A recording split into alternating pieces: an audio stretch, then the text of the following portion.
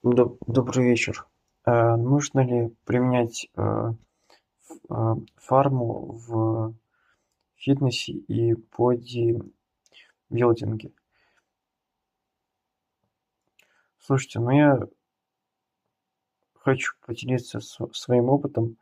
Я вот сколько занимаюсь, я прекрасно обхожусь без фармы, без таблеток, без препаратов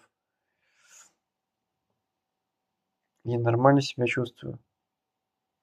Занимаюсь сам своими силами, своим трудом. А, блин,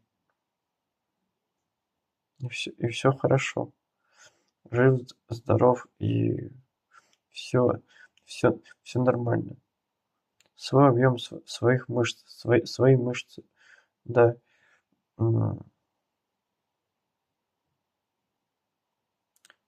Все нормально. Потому я считаю просто, что если что лучше, свои мышцы, но чуть меньше размером, зато ты здоров, у тебя здорова печень, у тебя здорово все, у тебя руки, ноги на месте. А если там будешь что выпивать, м, при принимать, то, блин, ну, риск, ну, вероятнее всего можете, заработать, заболевание печени, там, почек, и так далее, как он, э, в я имею в виду про протеин там, а, и так далее. Пример приведу.